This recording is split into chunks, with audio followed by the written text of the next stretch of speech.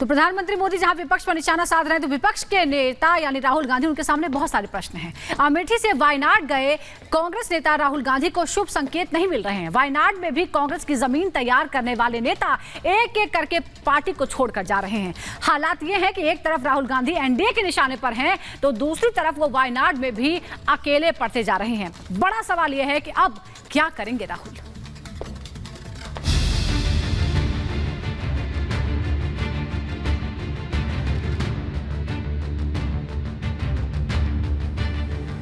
अमेठी में हार का मुंह देखकर वायनाड आए राहुल गांधी की सियासी नैया यहां भी डूबती दिख रही है। एक तरफ जहां वायनाड जिला कांग्रेस के नेता एक एक करके राहुल का हाथ छोड़ रहे हैं, तो वहीं राहुल बीजेपी के निशाने पर लगातार बने हुए हैं। राहुल गांधी की हालत अब वायनाड में ऐसी हो चुकी है, जिनके भरोसे राहुल अमेठी छोड़कर वायनाड आए थे, वो अब राहुल का हाथ झटक कर हाथों में कमल थामे मुस्कुराते दिखाई दे रहे हैं। इस कड़ी में नया नाम वायनाड जिला कांग्रेस के जनरल सेक्रेटरी पीएम सुधाकरन का जुड़ा है, जिन्होंने कांग्रेस छोड़कर बीजेपी ज्वाइन कर ली। सुधाकरन ने प्रधानमंत्री नरेंद्र मोदी की तारीफों का पुल बांधते हुए कहा कि मैं प्रधानमंत्री नरेंद्र मोदी और उनके विकास की राजनीति का प्रशंसक हूं। आज के समाज के लिए बीजेपी जरूरी है, ताकि पीएम मोदी की विकास नीतियां लागू हो सके। राहुल एक कदम आगे चलते हैं तो कांग्रेस 5 कदम पीछे खिसकती दिखाई देती है। उस पर मुसीबत ये कि बीजेपी नेता राहुल गांधी पर एक पैसे की रियायत करते नहीं दिखाई दे रहे। पीएम मोदी हो या अमेठी में राहुल गांधी को धूल चटा चुकी बीजेपी के फायर ब्रांड नेता स्मृति ईरानी, बीजेपी के तमाम नेता राहुल गांधी पर हमलावर हैं। कांग्रेस के जो शाहजादे हैं, उन्हें भी वायनाड में संकट दिख रहा है। शाहजादे और उनकी टोली 26 अप्रैल को वायनाड में वोटिंग का इंतजार कर रही है। जैसे ही 26 को वायनाड में वोटिंग पूरा हो जाएगा, ये शाहजादे के लिए एक और सुरक्षित सीट घोषित कर देंगे और कहीं और से फिर से लड़ाना पड़ेगा उनको। अगर आज कांग्रेस का जो प्रत्याशी एक जमाने में था, लेकिन अब वायनाड का हो चुका है, उनसे पूछे कि भैया बबनपुर कहाँ है, छतो कहाँ है, अगर वो बतला दे तो मान जाए। अमेठी लोकसभा क्षेत्र इसलिए जानते हैं क्योंकि उन्होंने ये मान लिया था कि हमें मात्र 5 साल में एक बार आना है, ऐसे ऐसे करके हाथ दिखाना है, लोगों का वोट पाना है, फिर चंपत हो जाना है।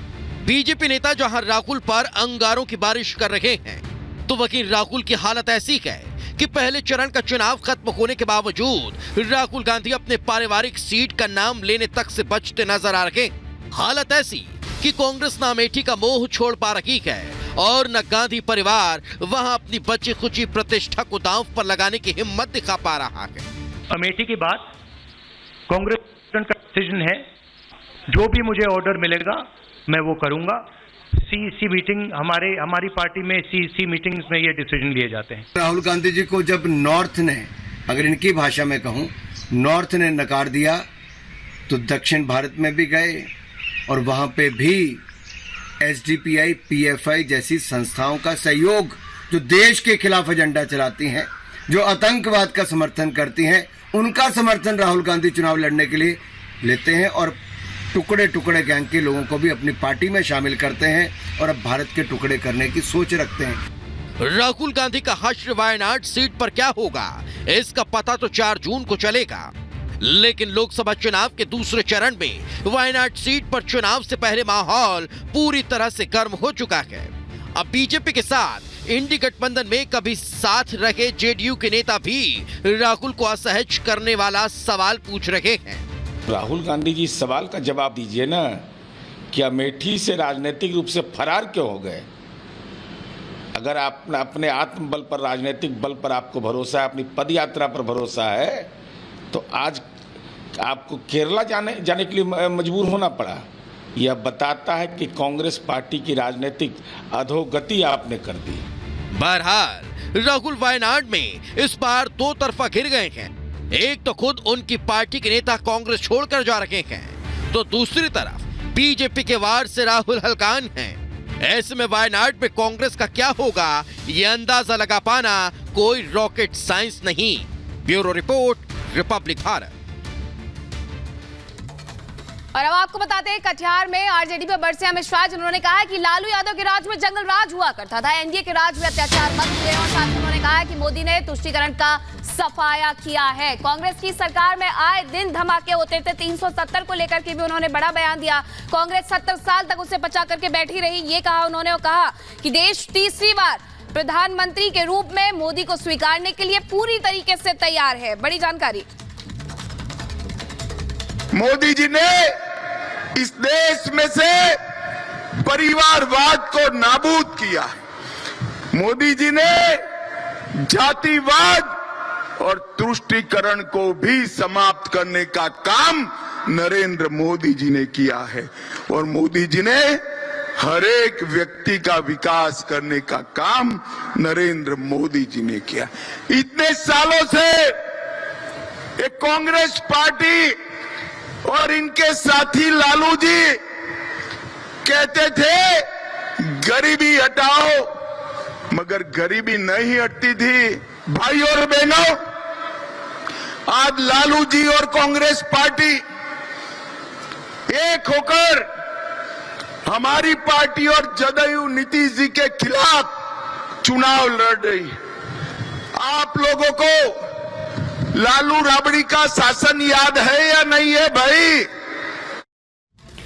तो जहां गृहमंत्री अमित शाह बिहार पहुंचे और जमकर निशाना साधा, तो वहीं बिहार की राजनीति के सबसे बड़े स्ट्रेटजिस्ट नीतीश कुमार और आरजेडी नेता तेजस्वी यादव के बीच इन दिनों जबरदस्त जुबानी जंग छिड़ी हुई है। लोकसभा चुनाव के दूसरे चरण के मतदान से पहले चाचा भतीजे के बीच छिड़ा ये विवाद किस मुद्दे को लेकर है और दोनों एक दूसरे पर क्या बयानबाजी कर रहे हैं, इस रिपोर्ट में आपको दिखाते हैं।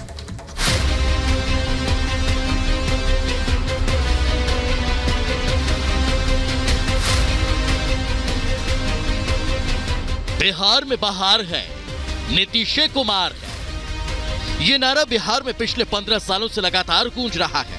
बहुमत किसी के पास हो, सत्ता की चाबी हमेशा नीतीश कुमार के पास ही रही है।